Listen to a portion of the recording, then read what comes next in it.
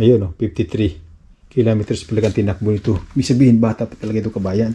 At tingnan ko ito sa online. Ang presyo nito is 1,100. Plus tax, nasa 1,200. Ngayon, nakuha ko lang siya ng 350 Canadian dollars.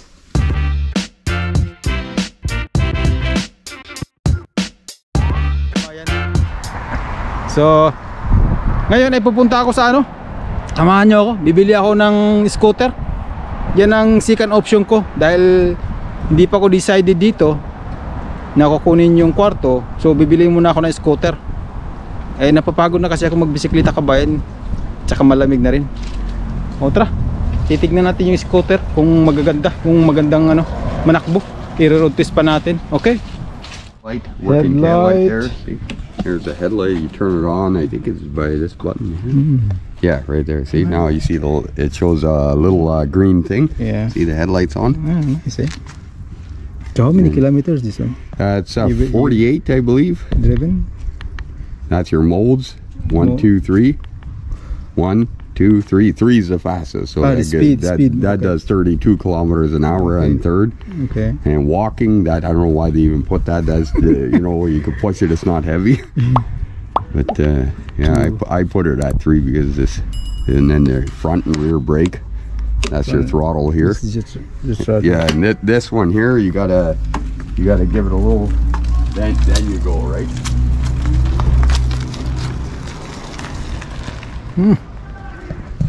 So andito na pala ako, kabayan, sa sa Garson.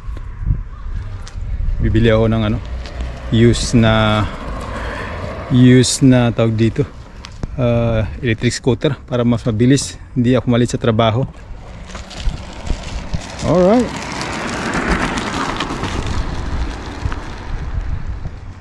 Alright. So how many PSI for the wheels? I mean the tire. I think it says on there. I can't remember how much is in there. Let's see what do we got here. Okay, that's okay. So there's 44 PSI. Embo, Embo.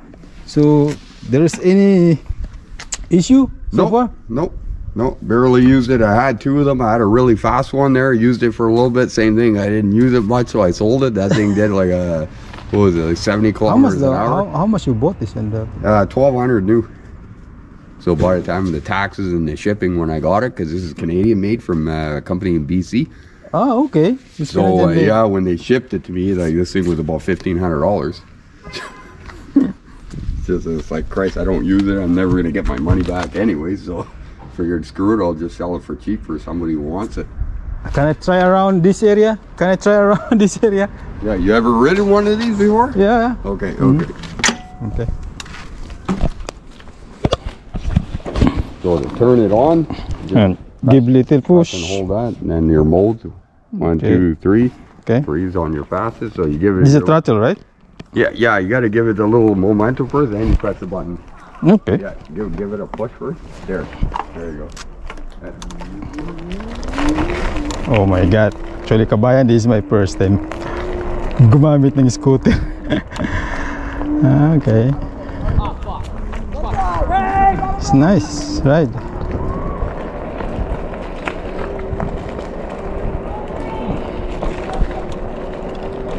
Wow.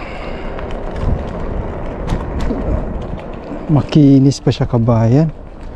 Okay.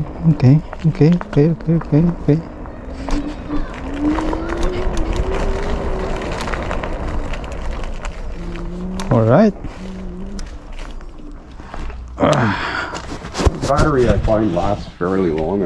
I think since I had it, that 48 kilometers I put on it, I only charged it just to top off the battery, but I was never dead battery. I forget how far you can go on a Charger's battery. okay. Charger is okay. I mean the charger unit. Yeah, is okay? yeah. I got the charger. It works fine. Yeah. Oh, all right. That is your last price. Yeah. Oh yeah. The thing's worth a lot of money, 300. so I think 350 is pretty fair. Yeah, 300. No, 350. Okay. We have a deal. Okay, sounds good. Yeah. I'll get the charger for Okay.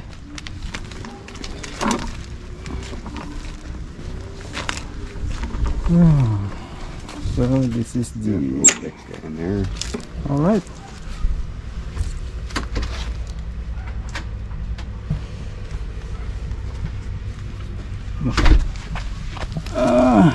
Good. So how to charge these things? Yeah, right here. So you Ah. plug the one end into the wall. This one goes Ah, into here. okay. Yeah, right there. And yeah, it doesn't matter which way you put it because it's round. Mm. You just plug it in and So perfect. yeah, and then nope. How many hours normally the full charge? This one here, I can't remember, but I know it's not very long. It's pretty fast because it's a So fast if charger. full charge, how many kilometers? I can't remember how many kilometers. I know you can do quite a bit though. Okay. Because like I know when I did the original 48 kilometers on there, Okay. I might have used a bar and a half, eh? Because that's those bars So there. how to check my this thing? Your distance is right here, right? This is your distance here.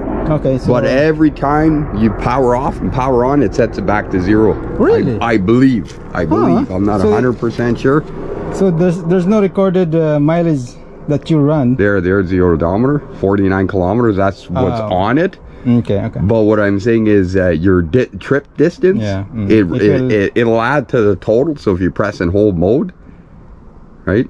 So you're. Oh yeah, no, those are your trips there. But I think it resets those. Yeah, there's the odometer. Mm. And then, yeah, I think you hold it again.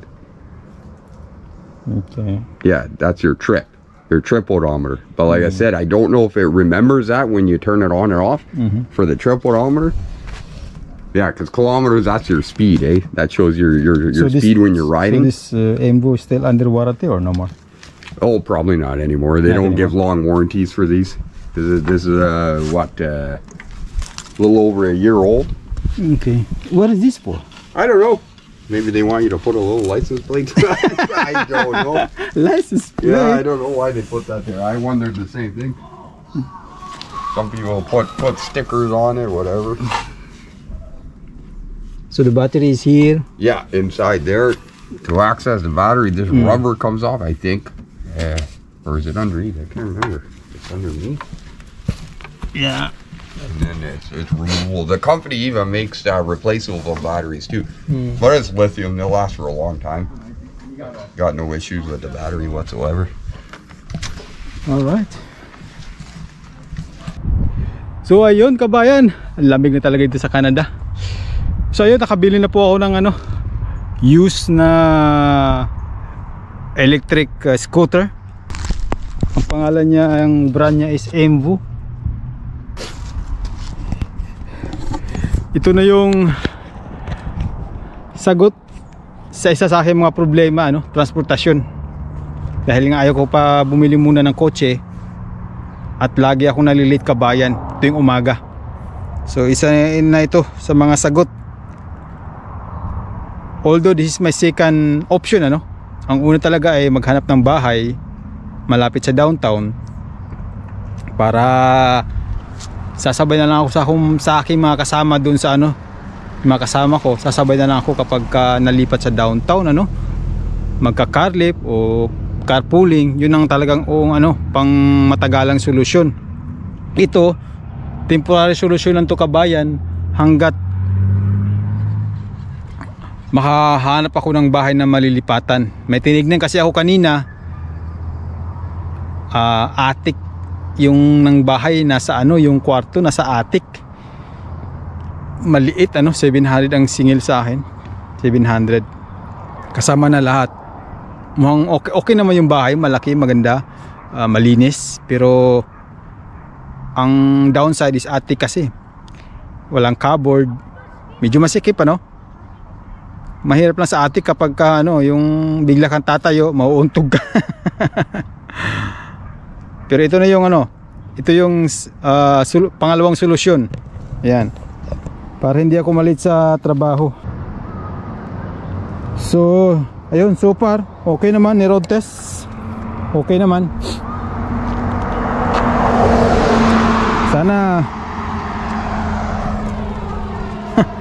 Sana tatagal pa ang aming pagsasama ni Emvo.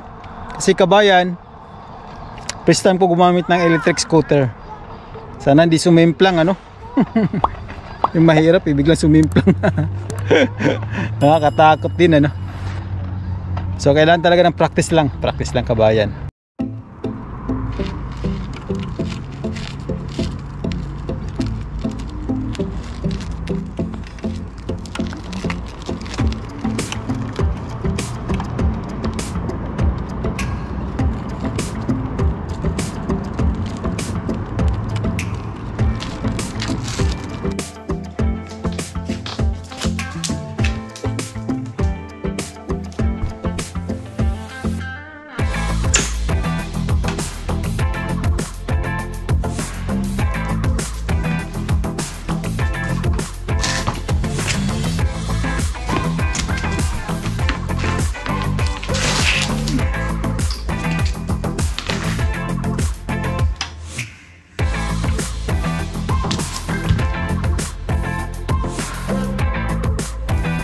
Ayun kabayan.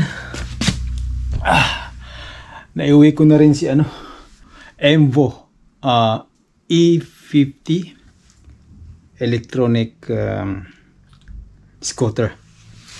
So ayan siya ano. Ayan. Ayan, bago ako. Hindi kasi ako nag-i-scooter kabayan. First time kong gumamit ng scooter, bumili ng scooter, pero use lang naman. Hindi kailangan bumili ng bago. So yung mountain bike ko, dito ko muna nilagay. Ayan. Yung sa kasama ko dito. Oh, di ba? Ayan. Magkapareho kami ng mountain bike. At ano kasi kabayan, ang may-ari nitong bahay na to ay kakilala ko ano. Dati kong kasama sa Canadian Tires.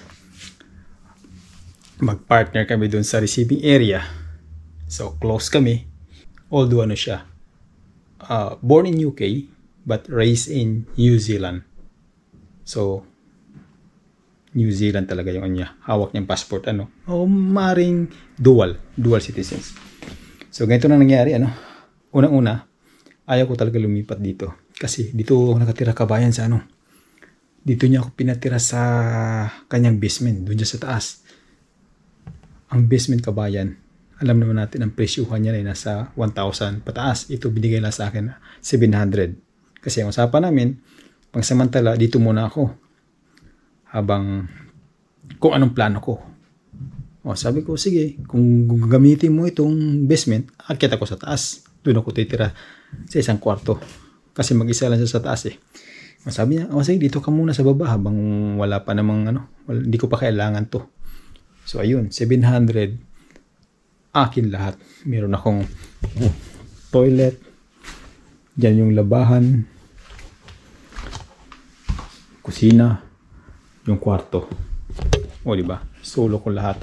Walang sakit sa ulo.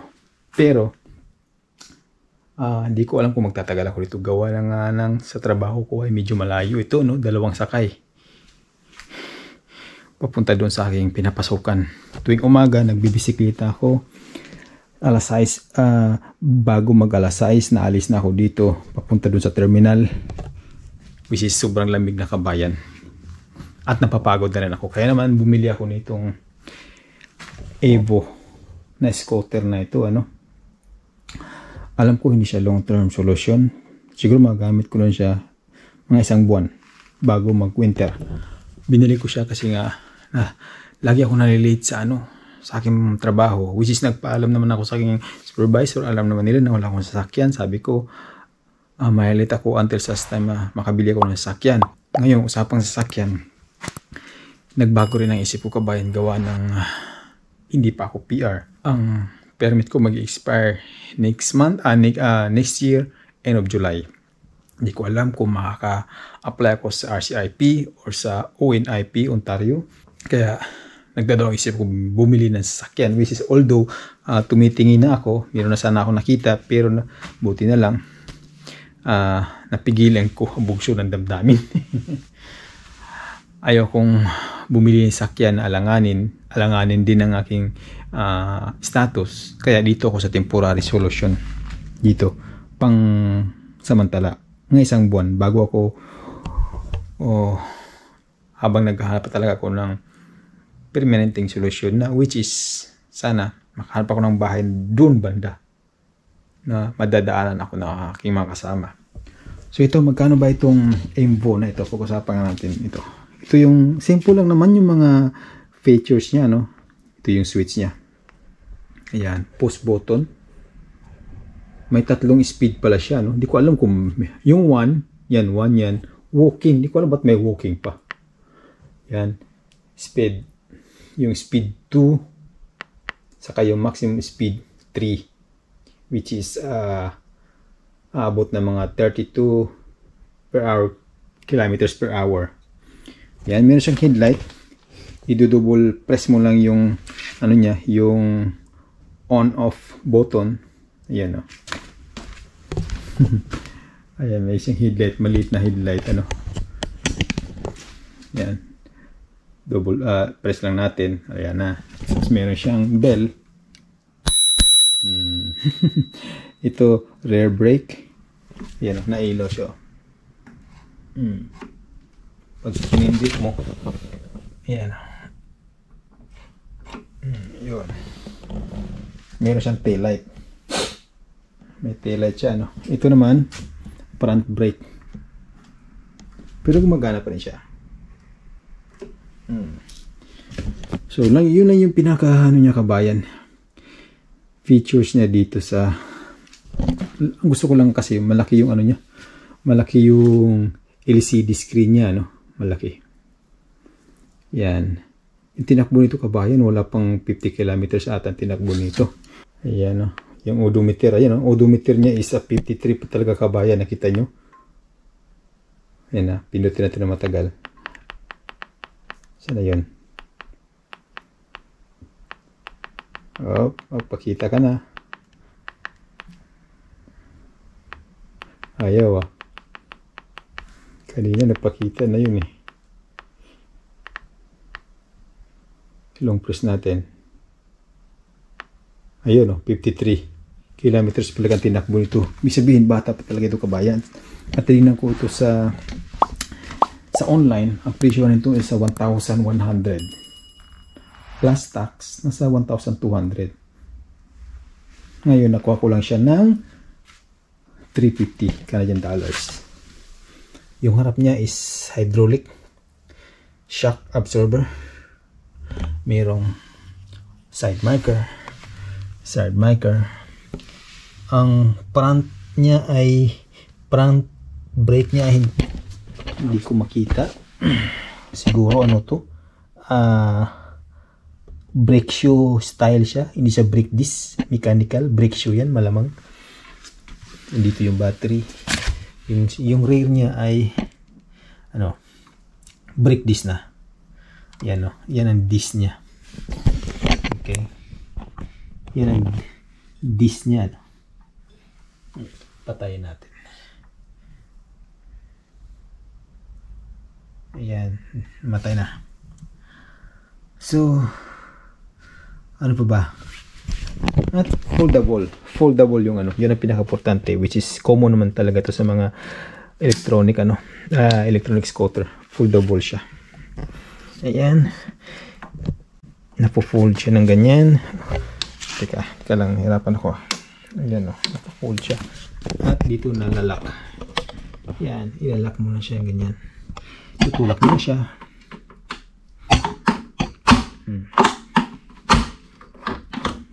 Yan, lock na. Tapos yan, bibit-bitin mo na siya ganyan. Pagsasakay ka ng bus, medyo may kabigatan, nasa 20 kilos siguro, 15 to 20 kilos ano. Ngayon, pag i-release mo siya, i-press mo na siya dito. Ayan, i-press mo siya at ilalak mo siya dito. Ayan, nag-lock na. I-lock mo yung lever. Yun, you're good to go, kabayan. Ayun. So first time kung gumamit ng ganito sa aking tanang buhay. bukas magkakaalaman. Ayun ang charger niya pala, no?